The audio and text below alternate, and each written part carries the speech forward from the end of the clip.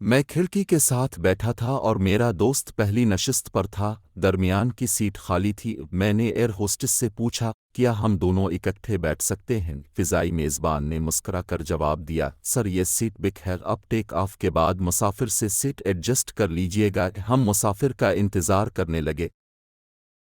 جہاز کے دروازے بند ہونے سے چند لمحے قبل وہ مسافر آ گیا۔ وہ ایک لہیم شہیم بزرگ تھا، وہ شکل سے بیمار بھی دکھائی دے رہا تھا۔ میں نے اسے پیشکش کی، اب کھڑکی والی سیٹ لے لیں، ہم دوست اکٹھے بیٹھنا چاہتے ہیں، مگر اس نے سر ہلا کر میری پیشکش مسترد کر دی اور وہ دھپ کر کے درمیان میں بیٹھ گیا۔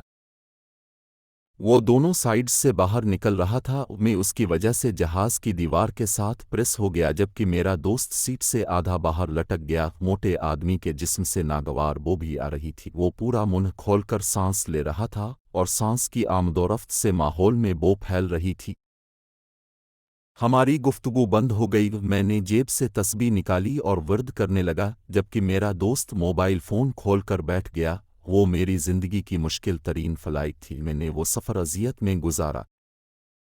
ہم جب لاہور اترے تو میں نے اپنی ہڈیاں پسلیاں گنے اور اطمینان کا سانس لیا۔ ہم ایئرپورٹ سے باہر آ گئے اور میں نے اپنے دوست سے پوچھا، سفر کیسا تھا؟ وہ ہنس کر بولا، زبردست، میں نے موبائل فون پر کتابیں ڈاؤن لوڈ کر رکھی ہیں، میں سفر کے دوران کتاب پڑھتا رہا۔ میں نے پوچھا، کیا تم موٹے آدمی کی وجہ سے ڈسٹرب نہیں ہوئے؟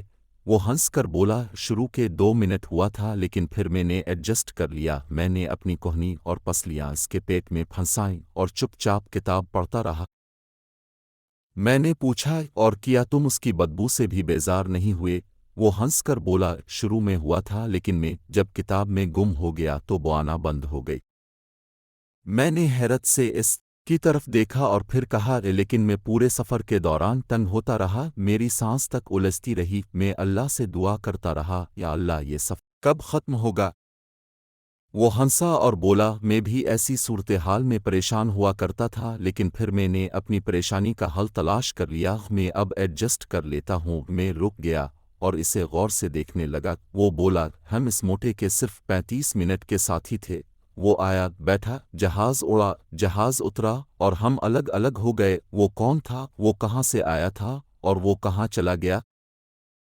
ہم نہیں جانتے۔ تم اگر ان 35 منٹوں کو ایڈجسٹ کر لیتے تو تم تکلیف میں نہ آتے۔ وہ رکا، لمبی سانس لی اور بولا، ہماری ہر تکلیف کا ایک ایکسپائری ٹائم ہوتا۔ ہم اگر اس ٹائم کا اندازہ کر لیں تو پھر ہماری تکلیف کم ہو جاتی ہے۔ مثلاً وہ موٹا جب ہمارے درمیان بیٹھا تو میں نے فوراً ٹائم کیلکولیٹ کا، مجھے اندازہ ہوا یہ صرف 35 منٹ کی تکلیف ہے، چنانچہ میں نے موٹے کے موٹاپے پر توجہ کی بجائے کتاب پڑھنا شروع کر دی۔ میری تکلیف چند منٹوں میں ختم ہو گئی۔ تم بھی تکلیف کے دورانیے کا اندازہ کر لیا کرو، تمہاری مشکل بھی آسان ہو جائے گی۔ میں نے اس سے پوچھا، تم نے یہ آرٹ کس سے سیکھا تھا؟ وہ ہنس کر بولا، میں نے یہ فن اپنے والد سے سیکھا تھا۔ میرے بچپن میں ہمارے ہمسائے میں ایک پھڈے باز شخص آ گیا تھا۔ ہم لوگ گلی میں کرکٹ کھیلتے تھے اور وہ ہماری وکٹیں اکھاڑ دیتا تھا، ہمارے گیند چھین لیتا تھا، وہ گلی میں نکل کر ہمارا کھیل بھی بند کرا دیتا تھے۔ میں بہت دل گرفتہ ہوتا تھا اور میں نے ایک دن اپنے والد سے اس کی شکایت کی۔ میرے والد نے میرے سر پر ہاتھ پھیرا اور فرمایا، بیٹا یہ شخص کرایہ دار ہے، یہ آیا ہے اور یہ چلا جائے گا۔ ہمیں اس سے لڑنے اور الجھنے کے بجائے اس کے جانے کا انتظار کرنا چاہیے۔ میں نے والد سے پوچھا، کیا میں احتجاج بھی نہ کروں؟ وہ بولے، ہاں تم ضرور کرو، لیکن اس کا تمہیں نقصان ہوگا۔ یہ شخص تو اپنے وقت پر جائے گا لیکن تم احتجاج کی وجہ سے بدمزاج ہو چکے ہوگے، تم اس کے بعد لائف کو انجوائے نہیں کر سکو گے۔ چنانچہ میرا مشورہ ہے، تم اپنی لائف پر فوکس کرو، تم اپنی خوشیوں پر دھیان دو۔ یہ اور اس جیسے لوگ آتے اور جاتے رہیں گے، یہ آج ہیں اور کل نہیں ہوں گے۔ تمہیں اپنا مزاج خراب کرنے کی کیا ضرورت ہے؟ میں بچہ تھا، میں نے اپنے والد کی بات سے اتفاق نہ کیا، لیکن ہمارا ہمسایہ واقعی 2 ماہ بعد چلا گیا اور یوں ہم پرانی سپرٹ کے ساتھ گلی میں کھیلنے لگے۔ ہم 2 ہفتوں میں اس چڑچڑے کھوسٹ کو بھول بھی گئے۔ میرے والد مجھے بچپن میں اپنے چچا کی بات بھی سنایا کرتے تھے۔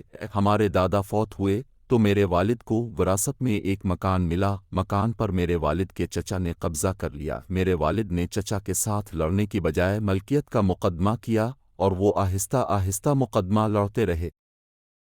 5 سال بعد میرے والد کے حق میں فیصلہ ہو گیا، لیکن چچا نے مکان خالی نہ کیا۔ میرے والد نے قبضے کے حصول کے لیے درخواست دی اور وہ آہستہ آہستہ اس درخواست کا پیچھا کرتے رہے۔ اگلے 2 برسوں میں والد کے چچا کا انتقال ہو گیا۔ والد کو مکان مل گیا۔ میرے والد کا کہنا تھا، چچا نے جب ہمارے مکان پر قبضہ کیا تو مجھے بہت غصہ آیا، لیکن پھر میں نے سوچا میں اگر ان کے ساتھ لڑتا ہوں تو میں زخمی ہو جاؤں گا اور یوں یہ مکان پیچھے چلا جائے گا اور دشمنی آگے آ جائے گی، ہم تھانوں اور کچہریوں میں بھی جائیں گے، ہمارا وقت اور پیسہ بھی برباد ہوگا اور ہمیں مکان بھی نہیں ملے گا۔ چچا بوڑھے شخص ہیں کہ یہ کتنی دیر زندہ رہ لیں گے، چنانچہ میں نے مقدمہ کیا اور آہستہ آہستہ مقدمہ چلاتا رہا یہاں تک کہ چچا طبعی زندگی گزار کر فوت ہو گئے۔ مجھے اپنا مکان بھی مل گیا اور میرے صبر کا صلہ بھی۔ میرے چچا نے جب مکان پر قبضہ کیا تھا تو وہ فقط ایک مکان تھا۔ 8 برسوں میں ہماری گلی کمرشلائزڈ ہو گئی، مکان کی قیمت میں 20 گنا اضافہ ہو گیا، یوں مجھے مکان بھی مل گیا اور مالیت میں بھی 20 گنا اضافہ ہو گیا۔ میں اس دوران اطمینان سے اپنے دفتر بھی جاتا رہا، میں نے اپنے بچے بھی پال لیے اور میں زندگی کی خوشیوں سے بھی لطف اندوز ہوتا رہا۔ میرے والد مجھے یہ واقعہ سنانے کے بعد اکثر کہا کرتے تھے، اب جب بھی تکلیف میں آئیں آپ اس تکلیف کا دورانیہ کیلکولیٹ کریں اور اپنی توجہ کسی تعمیری کام پر لگا دیں، آپ کو وہ تکلیف نہیں لگے گی۔ میں نے اپنے والد کی بات پلے باندھ لی، چنانچہ میں تکلیف کا دورانیہ نکالتا ہوں اور اپنی توجہ کسی تعمیری کام پر مبذول کر لیتا ہوں۔ وہ خاموش ہو گیا۔ یہ نقطہ میرے لیے نیا بھی تھا اور انوکھا بھی، اور میں نے اس سے پوچھا، کیا یہ تمہاری روٹین ہے؟ وہ کہا لگا کر بولا، ہاں، مجھے جب بھی کوئی تکلیف دیتا ہے میں دل ہی دل میں کہتا ہوں یہ آج کا ایشو ہے، یہ کل نہیں ہوگا، میں اس کی وجہ سے اپنا آج اور کل کیوں برباد کروں اور میری تکلیف ختم ہو جاتی ہے۔ میں نے پوچھا، مثلاً؟ وہ بولا، مثلاً وہ موٹا شخص صرف 35 منٹ کی تکلیف تھا، ہم نے صرف 35 منٹ گزارنے تھے اور اس تکلیف نے ہماری زندگی سے نکل جانا تھا۔ مثلاً کوئی شخص میرے ساتھ دھوکہ کرتا ہے، میں اس شخص اور دھوکے دونوں پر کہا لگاتا ہوں اور آگے چل پڑتا ہوں۔ یقین کرو وہ دھوکہ اور وہ شخص دونوں چند دن بعد میرے لیے بھولی ہوئی داستان بن چکے ہوتے۔ مجھے کیریئر میں بے شمار مشکل باس اور خوفناک کولیگز ملے، میں ہر مشکل باس کو دیکھ کر کہتا تھا یہ آیا ہے اور یہ چلا جائے گا، مجھے اپنی زندگی برباد کرنے کی کیا ضرورت ہے؟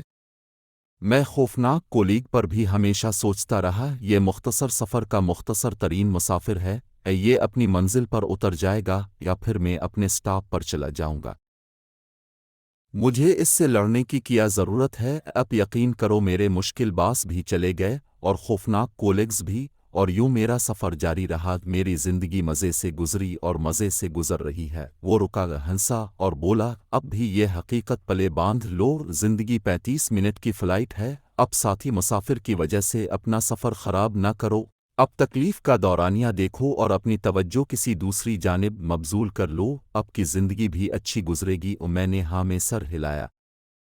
وہ اپنی گاڑی میں بیٹھ گیا اور میں اپنے دفتر چلا گیا، لیکن وہ دن ہے اور آج کا دن ہے، میں جب بھی کسی مسئلے کسی تکلیف کا شکار ہوتا ہوں میں دل ہی دل میں دہراتا ہوں یہ 35 منٹ کی فلائٹ ہے، یہ ختم ہو جائے گی اور میں جلد اس تکلیف کو بھول جاؤں گا، مجھے کل یہ یاد بھی نہیں رہے گا میں کبھی ایک ایسے مسافر کے ساتھ بیٹھا تھا جس کی وجہ سے میرا سانس بند ہو گیا تھا اور جس نے مجھے پوسٹر کی طرح دیوار کے ساتھ چپکا دیا تھا۔ زندگی کا سفر انتہائی مختصر ہے، ہم اگر اس مختصر سفر کو شکایت دفتر بنا لیں گے تو یہ مختصر سفر مشکل ہو جائے گا، ہم اپنی منزل سے ہزاروں میل پیچھے اتر جائیں گے۔ چنانچہ جانے دیں تکلیف دینے والوں کو بھی اور اپنے آپ کو بھی، صرف سفر پر توجہ دیں اور یقین کریں ہماری مشکل، ہماری تکلیف ختم ہو جائے۔